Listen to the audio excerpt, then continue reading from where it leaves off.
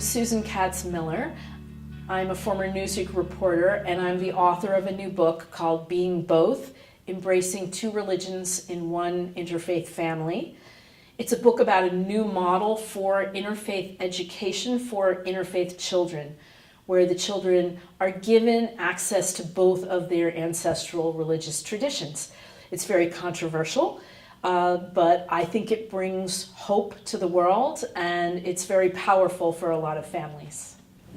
In your opinion, what is interfaith, and why are so many people afraid of this concept, term, action, interfaith? They don't want to flip it around and look at, why some individuals are troping to it today. Well, there are many interfaiths. Mm-hmm. I mean, I was alluding to that. Yeah. So there are people who object to even having dialogue. Right. Because they're fearful that that's going to involve proselytizing, or that it means endorsing another religion that they don't believe in. I mean, I'm sort of way beyond there, as you can probably tell.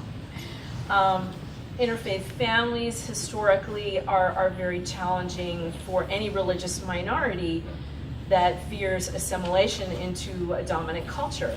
And I'm very empathetic to that viewpoint.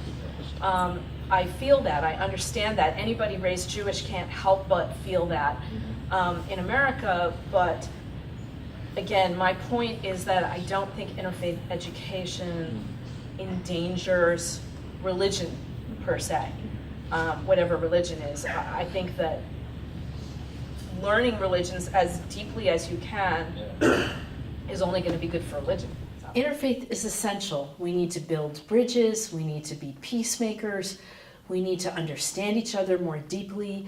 We're living side by side in American culture, and we're meeting each other in the workplace, in schoolrooms, and we're falling in love and marrying each other.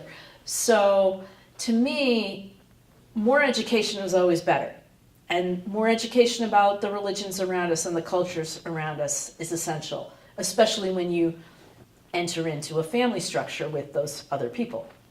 It seems like the threat is present in society today, where so many, people feel that if you move into the quote-unquote the common space, the gathering of folk from different cultures, racial groups, ethnic groups, so on and so forth, that something more than likely will be lost, through the gathering, through the interaction.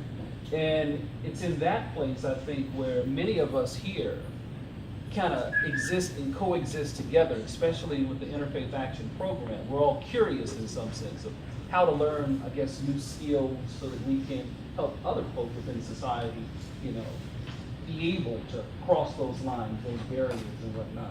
So what's interesting to me is that, okay, the fear is present, but one thing that I picked up in your book is that you indicate that intermarriage, for example, in the U.S. and many parts of the world, especially in Europe, is increasing. So is it the fact that fear is driving, not necessarily the conversation, but the interest to move forward? Because it doesn't seem like people are retreating today. They're not retreating. I just don't think we can get back inside those boxes. Yeah. It's just not going to happen. Yeah. So my effort is to reshape that dominant discourse that says this is a problem, right, and to claim it as something inspiring. Because for me personally, in my lifetime, it has been inspiring. And I think my children would say the same. So every choice you make in life closes doors and opens doors. So things are lost, but things are also gained. And I don't think we're going backwards. I think we're going forwards. Right. So, whether we're crossing cultural boundaries, political boundaries, religious boundaries, the idea that boundaries themselves are constructed and are artificial and can sometimes be problematic.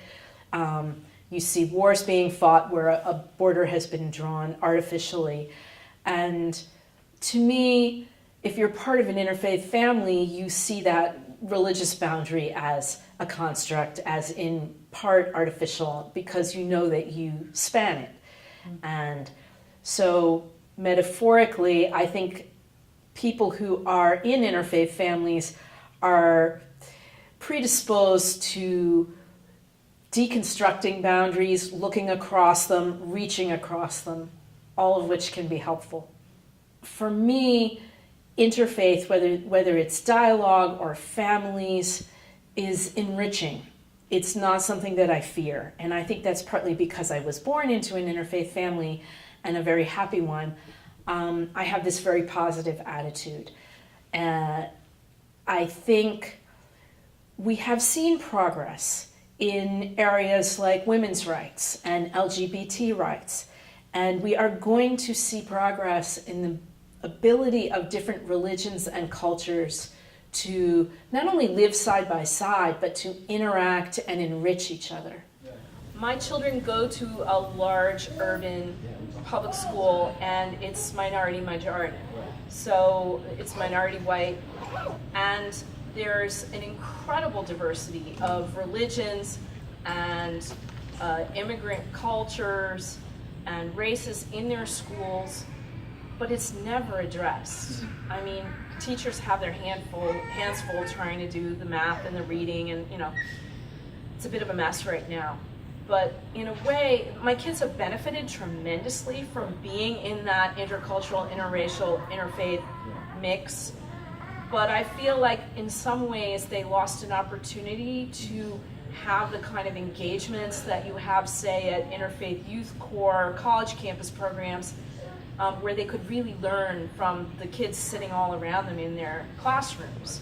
And I don't know, what age is appropriate to do that, but it's kind of silly to me that they would still be doing worksheets with, Santa Claus and Easter Bunny, and not recognizing that that's not even relevant to a lot of the class. Right. I'm struggling with the idea of whether we're mature enough to have interfaith education in public schools, because I'd like to see it there. I mean, Seth and I were talking last night. He was saying, well, maybe it would be safer or better to have clergy introduce other religions to children in their classrooms. But then you're only reaching families that are already connected to a religion. Right. And more families are not connected to religions or to religious institutions in their past forms. I think we are creating new institutions. Interfaith family communities are one of those. But public school is one of the only ways to reach everybody. There are programs that have been created, especially in the UK, where religious education is mandatory, to do this and do it well. And there are programs here. Interfaith Conference of Metropolitan Washington, which is a traditional interfaith dialogue group in DC, has created interfaith curricula for schools that they are trying to promulgate. So, I don't know. For me, growing up and being exposed to interfaith experiences during the era that I grew up was about being exposed to social change traditions and the kind of magnifying as you see those traditions of social change across different types of religious groups, that this was something, it kind of almost meant more to me because it was magnified by these exposures. And so given that here at CLU we want to try to understand how this people finding their place within the tradition of change, wherever they get that from, that is, if they, and I'm curious, I guess, if interfaith families, and somehow that does get reverberated, the sort of ways that faith traditions are committed to doing good in the world. It seems to me that could be something that comes out in that experience. But so I guess the paralysis has the cost if you don't get exposed to the change traditions in any faith tradition because your family can't decide what it is and how to be that, and you certainly wouldn't get a reverberation as I would imagine to be the case in interfaith families. Yeah. Well, I mentioned, to me, it's very important that children have community. And one of the traditional functions of religious community has been community service and trying to promulgate change.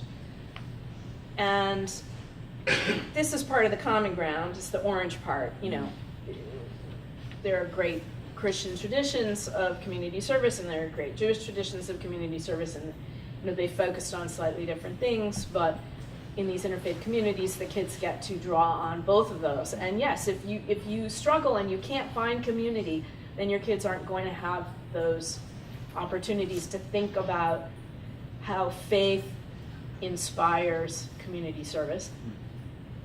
You can certainly have a lively, thoughtful community service program in a secular humanist community, so it doesn't have to be faith-based, but it does have to be community-based on some level. I do want to mention a new book that's out on religious, non-religious marriages and raising children with exposure to both the humanist or atheist worldview and the religious worldview. And that book is called In Faith and in Doubt by Dale McGowan. And we are big fans of each other's books, and it's not just because we're scratching each other's backs. It's because we agree that children can handle being exposed to those two worldviews, and that they are able to integrate them and to come out healthy and whole. His book, it's interesting because he lives in the South, and so his book is primarily Christians, and a lot of them strong evangelical Christian traditions married to humanists and atheists. So it seems like a very challenging type of interfaith or interbelief family, but as with my book, he found a lot of successful families, a lot of successful marriages, and a lot of families successfully exposing or educating their children in those two worldviews. I think one of the fears about interfaith, Daryl was referring to, and this again relates back to something Rainn Wilson said last night, sort of, or Zach, I can't remember. There was a question about, why do you even need religion? What is the value of it? And if you believe that all religions are valid pathways to God, why study any of them? Why should we care? I believe that the specific rituals and songs and prayers that have evolved in specific religious cultures are works of art. They're very specific, beautiful responses to our inherent spirituality, and that they have tremendous value. And I think they all have value, and for my children, I want them to learn both those systems because I think their ancestry includes those two systems, and I think both systems have value.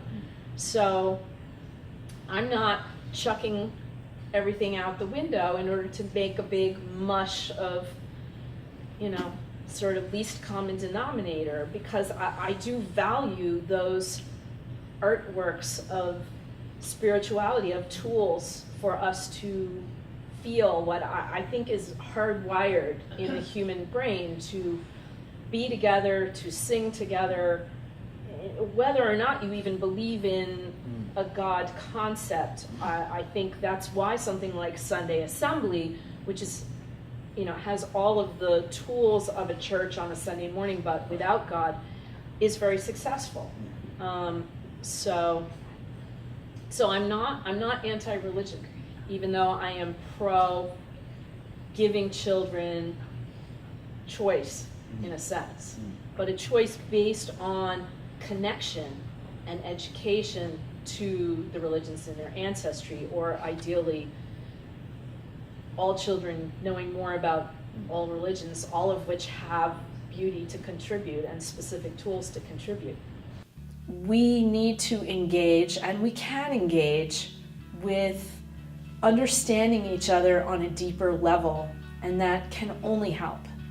I'm excited about the programs at Claremont Lincoln University because they're new models that I think are going to make this kind of leadership and this kind of contemplation of interfaith issues, ethical leadership issues, accessible to a lot of people who are professionals, who are already working in the world.